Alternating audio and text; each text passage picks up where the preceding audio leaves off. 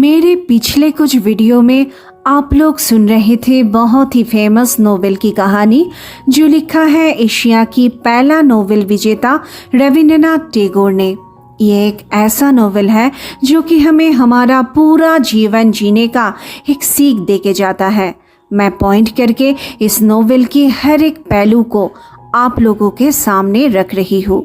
Number 1, novel के शुरू में हमने देखा बिनोदिनी को बिना देखे शादी के लिए पहले महेंद्र और फिर बिहारी ने रिजेक्ट कर दिया। उन दिनों में बाकी लड़कियों से बिनोदिनी बहुत आगे थी, इसका कोई संदेह नहीं। बिनोदिनी अपने सोच में, बातें करने में, पढ़ाई लिखाई में बहुत ही ज़्यादा तेज थी बाकी लड़कियों से। तो बिना देखे किसी भी लड़की या लड़के को रिजेक्ट कभी भी नहीं करना चाहिए। देखिए कहानी में क्या हुआ। बाद में बिनोदिनी को देख के महेंद्र कैसे उसे पसंद करने लगी ये तो आप लोग जानते ही हैं। अगर किसी के साथ भी आप लोगों का शादी का बात चल रहा है तो प्लीज़ बिना देखे किसी का रिश्ता भी कैंसिल मत कीजिए। नंबर 2, कभी भी लड़की देखने के समय अपने दोस्त को साथ नहीं लेकर जाना चाहिए, चाहे वो आपकी कितना अच्छा दोस्त क्यों ना हो। बिहारी अपनी शादी के लिए आशालता को देखने के लिए गया था। बिहारी महेंद्र को साथ लेके गया और महेंद्र को आशालता पसंद आ गया और महेंद्र आशालता से शादी करने के लिए कैसे व्यस्त हो गया ये तो आप लोग जानते ही हो। अगर बिहारी अपने लिए लड़की देखने के समय महेंद्र को अगर साथ लेके नहीं जाता तो शायद आज उसका आशालता के साथ शादी हो पाता, लेकिन महेंद्र को साथ लेके गया और महेंद्र को आशालता पसंद आ गया और बाद में देखा गया कि आशालता से ही महेंद्र की शादी हो गया।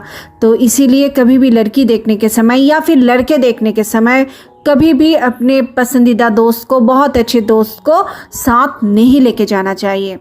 नंबर 3, शादी के बाद बाहर की कोई भी इंसान को घर में कितना ज़्यादा एंट्री देना चाहिए और किस हद तक उन्हें घर में अलाउ करना चाहिए, ये सीख भी हमें इस नोवेल से मिलती है। बिनोदिनी जो कि एक विधवा औरत थी, उसे पहले अपने घर में रहने देना और फिर उसके साथ ज़्यादा घुल मिल जाना, जो कि महेंद्र की माँ की सबसे बड़ी भूल थी। और बेचारी महेंद्र की सहज सरल बीबी आशालता बिनोदिनी के साथ उसका दोस्ती करना, जो कि आशालता की एक बहुत ही बड़ी भूल थी। और उससे भी बड़ा भूल जो आशालता ने की वो थी अपने पति महेंद्र के साथ जोर जबरदस्ती बिनोदिनी को बहुत ही ज़्यादा दोस्ती कराना। शादी के बाद पति पत्नी के रिलेशनशिप में कोई तीसरे को एंट्री देने से पहले एक बार नहीं 1000 बार सोचना चाहिए हर एक इंसान को। ये बहुत बड़ा एक सीख जो इस नोवेल से हमें मिलता है। नंबर 4 है एक्स्ट्रा मैरिटल रिलेशनशिप। महेंद्र और बिनोदिनी के बीच जो रिलेशनशिप था उसे एक्स्ट्रा मैरिटल बोला जाए तो कुछ गलत नहीं होगा। महेंद्र बिनोदिनी के लिए अपना घर, अपना परिवार, अपना बीवी सब छोड़ के बिनोदिनी के हाथ पकड़ के शहर से दूर चला गया।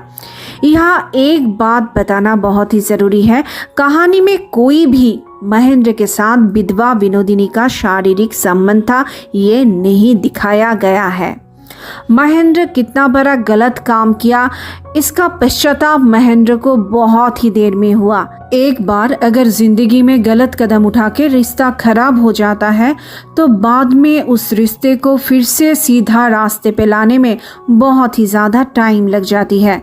महेंद्र के घर के आसपास के लोगों का बर्ताव, महेंद्र के प्रति आशालता का बर्ताव, महेंद्र के प्रति माँ का बर्ताव, सब मिला के महेंद्र को अच्छी तरह से ये समझ में आ गया था कि उसने कितना बड़ा गलत कदम उठाया था। ये सीख भी हमें इस नोवेल से मिलती है। नंबर 5, बिनोदिनी की स्वभाव में बदले की भाव। बिनोदिनी को महेंद्र और बिहारी बिना देखे शादी के लिए ठुकराया था, जब विनोदिनी महेंद्र के घर में आई तो महेंद्र और आशालता को संसार करते देख विनोदिनी अंदर से बहुत ही ज्यादा जलने लगी। विनोदिनी जब भी आशालता को बहुत खुश दिखती थी घर में, तो विनोदिनी को बार बार यही लगता था कि जैसे महेंद्र के घर पे, महेंद्र पे सिर्फ विनोदिनी का ही हक था। अगर आशालता ना होती तो सब विनोदिनी का ही होता।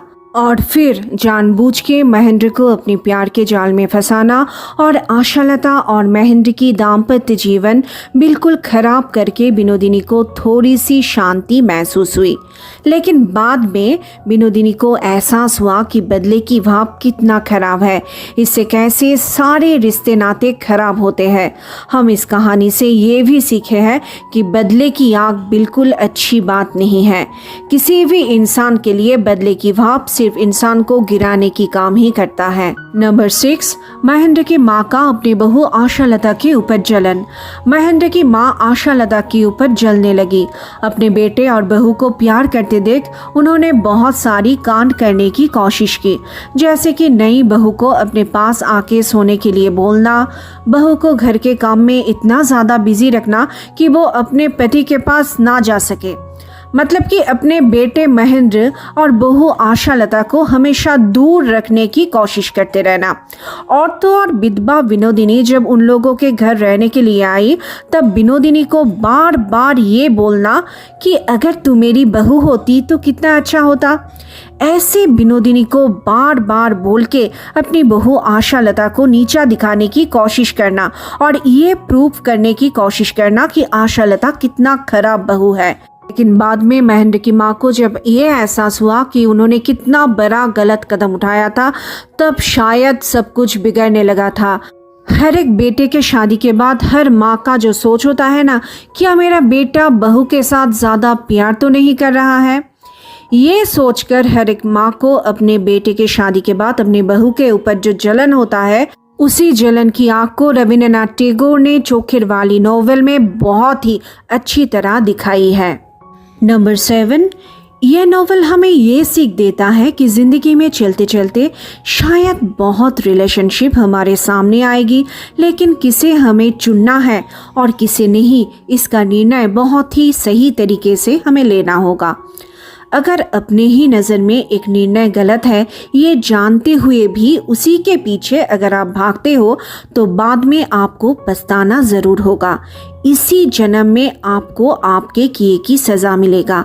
विनोदिनी और महेंद्र की ज़िंदगी जैसे डूबते डूबते बच गई थी और उन लोगों को बहुत कुछ सहन भी करनी पड़ी थी। अपने ऊपर संयम रखना कितना ज़रूरी है, वरना सब कुछ बिगड़ने में ज़्यादा टाइम नहीं लगता है। ये सीख भी बहुत अच्छे से हमें रविंद्रनाथ टैगोर के इस नोवेल से बहुत ही अच्छी तरह से मिला है। बड़े बड़े लेखक की नोवेल हमें ज़िंदगी के रास्ते सही तरह से चुनने में बहुत ही मदद करता है। इस नोवेल से भी हमें बहुत कुछ सीखने को मिलता है। तो दोस्तों, आपको कैसी लगी मेरा ये वीडियो? चैनल को सब्सक्राइब ज़रूर कीजिएगा। आप सभी को हमारे तरफ से बहुत सारी शुभकामनाएं। आप लोग बहुत अच्छे रहना, बहुत खुश रहना। धन्यवाद।